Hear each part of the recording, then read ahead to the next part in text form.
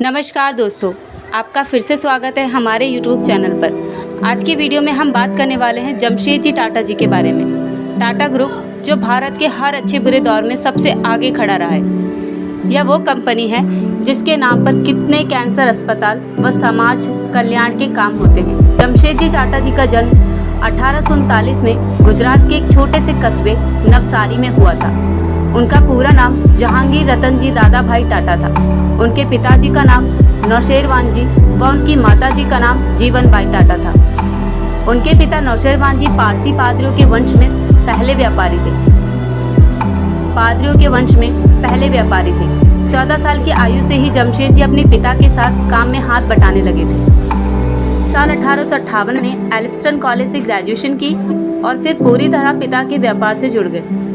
जब जमशेदजी टाटा मुंबई के एल्फिंस्टन कॉलेज में अपनी पढ़ाई कर रहे थे, उसी दौरान उन्होंने हीराबाई दब्बू से शादी की।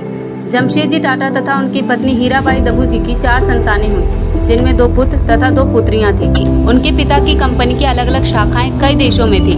नौशेरवान जी टाटा जी चीन में आमतौर पर अफीम का व्यापार करने जाया करते थे, लेकिन भारत में 1857 में हुए स्वतंत्रता संग्राम की पहली लड़ाई के बाद व्यापार कर पाना मुश्किल हो गया थे कि उनके बेटे जमशेदजी टाटा भी इस काम में उनका हाथ बटाएं, और इसके लिए उन्होंने जमशेद जी को चीन भेजा ताकि जमशेद जी अफीम व्यापार के कामकाज को समझ सके। लेकिन चीन जाने के बाद जमशेद जी ने वहां कपड़े के व्यापार में ज़्यादा मुनाफा देखा और अफीम के व्यापार को छोड़कर कपड़े का व्यवसाय पकड़ लिया। 29 साल की आयु तक जमशेद जी ने अपने पिता की कंपनी में काम किया, लेकिन साल 1868 में उन्होंने मात्र 21,000 रुपये के निवेश से अपनी एक कंपनी खोली।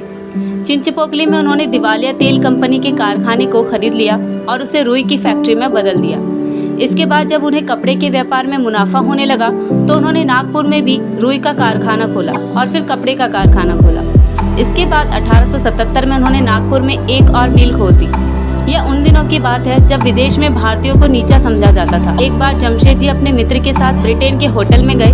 वहाँ के मैनेजर ने उन्हें यह कहते हुए एंट्री करने से मना कर दिया कि भारतीयों को होटल में आने की इजाज़त नहीं। यह बात जमशेद जी को बहुत चुभी। उन्हें यह अपना नहीं बल्कि भारत और भारतीयों का अपमान लगा और उन्होंने तब से मन में ठान लिया कि उन्हें अपने देश में एक आलीशान होटल का निर्माण करना है। इसी अपमान का बदला लेने के लिए ब्रिटेन से भारत लौटने के बाद जमशेदजी टाटा ने पहले ताज होटल की नींव गेटवे ऑफ इंडिया के सामने ही रखवाई। ऐसे ही जमशेदजी टाटा जी की एक steel company, world class training centre और पानी से बिजली बनाने वाला प्लांट खोलना चाहते थे। जीते जी जमशेदजी टाटा केवल मुंबई में ताज होटल के निर्माण को ही देख सके। देश के औद्योगिक क्षेत्र में जमशेदजी टाटा जी का असाधारण योगदान है। इन्होंने भारत में औद्योगिक विकास की नींव उस समय डाली जब देश गुलामी की जंजीरों में जकड़ा हुआ था और उद्योग धंधे स्थापित करने में अंग्रेजों को ही कुशल माना जाता था। औद्योगिकीकरण के लिए उन्होंने इस्पात कारखाने की स्थापना के लिए महत्वपूर्ण योजना बनाई और ऐसे स्थानों की खोज की जहां लोहे की खदानों के साथ कोयला और पानी की सुविधा प्राप्त हो सके। उन्होंने बड़ी ही मेहनत और मुशक्कत के बाद बिहार साकची नामक आदिवासी गांव में उपयुक्त स्थान खोद निकाला और 1907 में Tata iron and steel company TISCO की स्थापना हुई। बाद में साकची का नाम बदलकर जमशेदपुर रखा गया, जिसे आज टाटा नगर के नाम से भी जाना जाता है।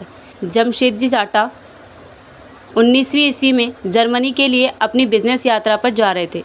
उसी यात्रा काल के दौरान उनका स्वास्थ्य बहुत कमज़ोर हो गया और वे बीमार हो गए। 19 मई 1904 को जर्मनी के बैड नोहेम शहर में जमशेदजी टाटा जी की मृत्यु हो गई। मृत्यु उपरांत टाटा जी को इंग्लैंड के वोकिन शहर में पारसी परंपरा से दफनाया गया। अगली पीढ़ी के लोगों ने जमशेदजी टाटा के सपनों को साकार किया और आज पूरी दुनिया में टाटा के नाम का बोलबाला है।